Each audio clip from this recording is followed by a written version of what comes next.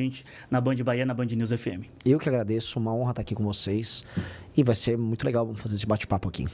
Renan, primeiro fazendo um recorte do nosso estado, recorte de Bahia, como é que está a organização dos diretórios do Missão, principalmente aqui em solo baiano?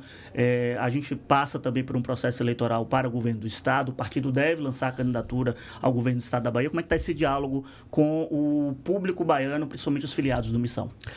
Nós estamos focando em montar os diretórios estaduais para participação nessas eleições.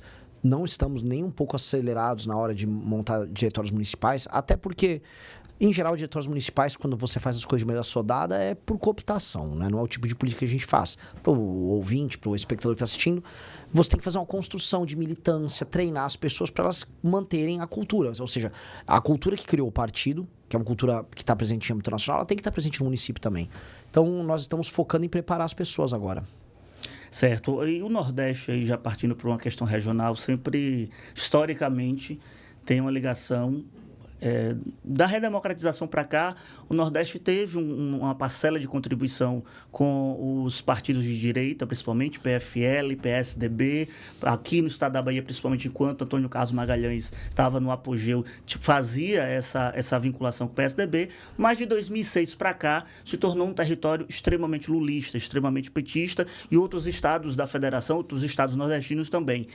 Como é que você pretende dialogar, por exemplo, com o eleitor nordestino que ainda associa essa questão da direita com o distanciamento social, econômico da região, isso muito construído do discurso petista dos últimos anos? Grande pergunta. Falando dos problemas concretos, sem passar a mão na cabeça de ninguém. Eu comecei a rodar Pernambuco, depois Ceará, Rio Grande do Norte, Maranhão, agora eu tô na Bahia. E eu tô dando um enfoque muito maior no Nordeste do que no Sul, Sudeste, que supostamente essa região aqui é a região do antipetismo, Sul, Sudeste. Eu não tô focando nisso. Eu acho o seguinte, eu acho que aqui, como você bem descreveu, até os anos 2000 havia uma prevalência de um coronelismo, a moda antiga, que foi substituído por um neocoronelismo federalizado pelo PT. Ou seja, antigamente o assistencialismo era feito pelos coronéis locais. Depois passou a ser feito por um ente federal. Aí o Lula assumiu isso e vinculou a imagem dele. Isso funcionou com uma geração de pessoas que viviam, vamos dizer, abaixo da linha da pobreza por muito tempo. Essas pessoas foram gratas ao lulismo por muito tempo. Só que isso fracassou. Porque se a gente olha hoje, o Nordeste cresceu, mesmo com o PT estando no poder desde 2002, 2003 na prática. O Nordeste cresceu. Quando a gente compara com o Centro-Oeste, quem cresceu mais? O Centro-Oeste. Com um pedaço da região Norte. A região Norte cresceu mais. O distanciamento técnico, o distanciamento na qualidade dos empregos com a região Sul-Sudeste aumentou. Então, quando a gente percebe que não houve um aumento na produtividade do Nordeste, o que acabou foi apenas, graças ao assistencialismo, uma pobreza extrema, as ambições das pessoas nessa região não foram atendidas. Então, com quem eu estou conversando? Quando eu viajo nesses interiores, os jovens estão preocupados em crime organizado, em segurança e geração de renda. Mas não geração de renda por meio de assistência. Geração de renda por meio do trabalho. O cara quer comprar as coisas dele, ele quer construir a vida dele e ele não consegue. Então, trazer essa resposta é muito importante. Não vou fazer isso de maneira condescendente. Então, eu vou em regiões, por exemplo, que são tomadas pelo político que faz a famosa compra de votos. Eu chego lá e aviso, olha, no governo meu, eleitor que vender voto vai ser preso. E político que comprar voto também. Nós temos que matar uma determinada cultura que mantém a política nordestina num regime semi-feudal do século XIX. Lá do livro Grande Sertão Veredas, que a gente via os coronéis com seus grupos se matando. Nós temos que eliminar esse tipo de política. E as pessoas têm que voltar a sonhar em construir suas vidas e ganhar dinheiro aqui. Então, ao fazer isso, eu estou abrindo um diálogo enorme. Onde a gente começa a ver as respostas disso? Maranhão, na pesquisa Atlas, eu apareci já com 6%. Tenho 6,9% na Atlas no Brasil e 6% só no Maranhão. Então, é sintoma já de que a mensagem está ecoando. Inclusive, você tocou num assunto que é muito sensível, principalmente para o estado da Bahia, que é a questão da violência. Você tem defendido nas entrevistas, nas suas plataformas, um discurso muito duro contra o crime organizado. O que você faria de diferente do modelo que está, seja agora no governo do PT, seja do que foi o governo nacional, o governo Bolsonaro? Agora há uma discussão de federalização desse assunto, com a possibilidade da criação de um Ministério de Segurança Pública. O que você faria diferente para, de fato, enfrentar essa chaga nossa, principalmente aqui da Bahia? Vamos lá, o PT foi muito leniente com o crime durante todos esses anos. O PT foi sempre defensor de uma agenda de diminuir pena para bandido. historicamente, todos os governos do PT, nunca houve um esforço em aumentar a pena. Tanto que foi durante os governos petistas que houve aquele famoso aumento no número de homicídios no Brasil. Quem está nos ouvindo tem que entender. Foi lá nos anos, especialmente do governo Dilma, que a coisa estoura para mais de 40, quase 50 mil homicídios por ano. É nesse período todo também que as facções ficam multibilionárias, especialmente o PCC. Então o PT...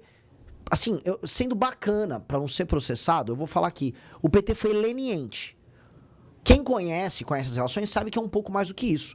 Quem conhece um pouco o que acontece no Ceará, o que acontece aqui na Bahia, 2 governos do PT, sabe que é um pouco mais do que isso. O Bolsonaro, do seu lado, ele entra no poder com o discurso de eu vou matar os vagabundos, daquele jeitão dele. Fez nada, vamos ser sinceros, fez nada. Ele falou lá em armamento civil, vou armar a população, sendo que armar a população não é política pública de enfrentamento ao crime. Política pública é uma coisa, garantia de direito é outra. O Bolsonaro só falou em armar e não passou um projeto. Fez nada, só ficou naquela conversa mole. Pois bem, o que eu vou fazer diferente? Preciso aumentar ainda mais as penas. Por mais que tenha havido aumento de penas agora, projeto inclusive do nosso deputado Kim Kataguiri. 2, eu tenho que mudar a lei de execuções penais e o Código de Processo Penal. Facilitar o processo, tem que correr mais rápido, não tem que ter progressão de pena, não tem que ter saidinha. Isso já diminui boa parte daquelas decisões do juiz. Não, ficou 3 anos, pode sair. Não, vai cumprir a pena inteira. Cumprir pena inteira tem que ser obrigação. 3, trazer o conceito do direito penal do inimigo, que é uma coisa que vai resolver Salvador. Aqui é o seguinte, vocês têm mais de 15 facções em disputa, tem gente que fala em 20 facções em disputa, microfacções, facção que surgiu de outra facção. Pois bem, para enfrentar esses caras, o direito tem que ser muito veloz e muito forte. Então eles têm que ter eles não podem ter os mesmos direitos que um cidadão. Então se você, por exemplo, está no meio da rua, se envolveu numa briga de trânsito, foi lá, perdeu a cabeça, deu um soco numa pessoa. Pô, beleza, você vai ter o seu direito de defesa garantido, porque você é um cidadão brasileiro que eventualmente passou do ponto. Agora, um membro de uma facção, tá tatuado o nome da facção, tá com uma arma dentro de uma favela, ou, por exemplo, é o contador da facção e tá atuando no mercado financeiro, você não tem presunção de inocência, você não tem direito de pagar a fiança para poder sair da pena, você vai direto pro presídio, você não tem progressão em nenhuma hipótese. Esta pessoa, o direito é muito duro e o direito tem que ser muito veloz contra ela. Isso é uma maneira que vai permitir que aí sim o governo federal atue de maneira concreta junto com os estados para derrubar o crime. E aí matando, não quero me estender muito, mas é importante, matando esse tema, colocar estado de defesa todos os municípios e todos os bairros, favelas incluso, que estiverem sob o domínio do tráfico, para que as polícias e o governo federal atuem em conjunto para a destruição deles e libertação das pessoas que moram nesses lugares. Hoje a gente vê isso nítido nas pesquisas. A gente está conversando aqui no nosso Boa Tarde Bahia com Renan Santos, pré-candidato à presidência da República pelo Partido Missão. Para você que está acompanhando a gente pelo estado de Sergipe, interior da Bahia também pela Rádio Sabiá FM, muito obrigado pela audiência. A gente tem uma polarização, isso está nítido nas pesquisas, do petismo e bolsonarismo, os dois se retroalimentando e querendo que não surja uma terceira via. Mas como furar, de fato, esse bloqueio? O que é que seria o diferencial do Missão, da sua pré-candidatura, da direita que já tem um espaço no Congresso Nacional? Qual é o ponto de corte? Porque há muito, quando eu acompanho as discussões sobre o Missão, sobre o MBL, há uma acusação de que o MBL ajudou a eleger Bolsonaro em 2018, poderia estar funcionando agora no processo eleitoral desse ano como se fosse um satélite para desviar a atenção do bolsonarismo. Como se apresentar, como ser um diferencial dessa polarização e, de certo modo, combater esse discurso de satélite do bolsonarismo? Pois bem, o primeiro a desmentir esse discurso é o próprio Flávio Bolsonaro, que não quer participar dos debates comigo. Ele já falou que com o Renan ele não vai. Quem é satélite é o Zema, o próprio Caiado, que não falam mal dele. Saíram essas acusações absurdas contra ele e o Zema disse que, isso é errado. Errado tô eu de aparecer às vezes com o cabelo mal feito aqui com você. Ele cometeu um crime. Isso é claramente, assim, ele foi uma autoridade que foi comprada pelo Daniel Vorcaro. A gente tem que só saber qual foi o favor que ele fez. A gente só precisa pegar esse vínculo. Qual foi o favor que ele fez pro Vorcaro ajudar o filme do pai dele. Eu entro, vamos dizer, na crise do bolsonarismo e nos problemas e nos crimes que eles cometem de maneira enfática. Isso não é um papel de um satélite, isso é um papel de uma força de direita diferente. Pois bem, como furar a polarização? Tratando de problemas concretos e não apenas apontando o dedo. Eu vim para a Bahia, assim como eu rodei o Nordeste, falando dos problemas gerados pelo Centrão e pelo lulismo. E não falando assim, o Lula é um maldito porque ele é um cachaceiro. Não, isto que o Lula defendeu deu errado, tá aqui, mostrei pra você. E ao mesmo tempo fui lá pra Santa Catarina, fui para Paraná, e eu mostro os problemas do bolsonarismo. São Paulo, o estado que eu nasci, mostro os problemas da própria gestão Tarcísio. Ao fazer isso e apresentar soluções, eu não escolho o lado que eu quero me afiliar. Não, eu mostro que eu sou uma pessoa capaz de ser um líder de um país que pode ser um só. E aí, como a gente percebe o funcionamento disso? Onde eu sou mais conhecido, eu ultrapasso tanto Lula quanto Flávio Bolsonaro. Na Atlas eu estou em primeiro do público de 16 a 24 anos e pegando eleitor de ambos, que é a coisa mais sensacional. Lá no Maranhão eu tirei eleitor do Lula, basicamente. Aqui na Bahia eu vou tirar eleitores do Lula, alguma coisa do Flávio. Então isso é um sintoma de uma pré-candidatura que quebra a polarização, porque a polarização só existe se você ficar buscando eleitor de um lado. Eu pego de todos os lados. Renan, e sobre as suas prioridades para o Congresso, a formação de bancada? A gente sabe que hoje a gente tem um regime quase semi-presidencialista na prática, em que o parlamento, em que a Câmara tem muita força, o Congresso tem muita força. Como seria essa construção do missão nos estados para fazer bancadas de deputados federais e a sua relação com o Congresso, como é que seria? Nós precisamos aumentar o poder do Poder Executivo. Quem está nos ouvindo tem que entender assim. A sua descrição é perfeita, porque é um regime que não é presidencialista. A gente vota para presidente, mas quem manda é o parlamento. Só que quem resolve os problemas que as pessoas imaginam tem que ser o Poder Executivo, é o presidente. Quem vai destruir o crime organizado tem que ser o presidente, não é um legislador. Quem vai tomar as medidas que vai melhorar a economia será o presidente da República. É sempre o presidente. Então as pessoas esperam muito do presidente, mas ele não pode fazer nada. E aí, eu falo aqui, assim, do Lula, posso falar do Bolsonaro, posso falar do Temer, posso falar da Dilma. Nenhum consegue governar de fato. Quem manda é uma federação de políticos do Centrão, que não tem nenhum compromisso com o Brasil. O que eu vou fazer? Primeiro dia de mandato, eu vou andar com a minha agenda de segurança pública. Eu preciso concentrar poderes para isso. E 2, eu vou dialogar com o Congresso de maneira clara, vou montar a maioria no Congresso para colocar regiões tomadas pelo crime organizado em estado de defesa, para que as pessoas pela primeira vez em anos possam entender assim, o presidente da República foi e fez. Há uma sensação geral das pessoas de que nada acontece. Veja, o Bolsonaro foi presidente, havia uma expectativa gigantesca com ele por parte da direita, nada aconteceu. Lula fez uma campanha vazia prometendo picanha. As pessoas comeram a picanha, ou seja, as pessoas enriqueceram? Não, a vida não melhorou, a vida está dura. Então as pessoas sentem que não há entrega. Eu preciso começar a entregar. Depois disso, nós temos que tirar temas hoje que são constitucionais e torná-los temas normais, que você pode alterar para o projeto de lei, que é uma desconstitucionalização da Constituição. Por exemplo, a parte econômica, a parte fiscal do Brasil, tem uma PEC do deputado Kim Kataguiri, que a gente entrou, que já altera essa dinâmica para a gente já não precisar mais mexer nisso. Não precisando ter PEC, precisando ter maioria simples, aí a dependência do Congresso diminui muito. O Congresso manda muito, não só porque temos um regime semipresidencialista. Ele manda muito porque, em última instância, como tudo está na Constituição, tudo você precisa, vamos dizer, de praticamente 2/3 para passar. Aí o Congresso fica muito poderoso. O presidente não manda nada. Então, ao desconstitucionalizar alguns temas, e eu pretendo fazer isso ao longo do mandato, eu vou permitir que não só eu como presidente, mas outros presidentes que venham depois, tenham capacidade de mando. E aí as coisas acontecem.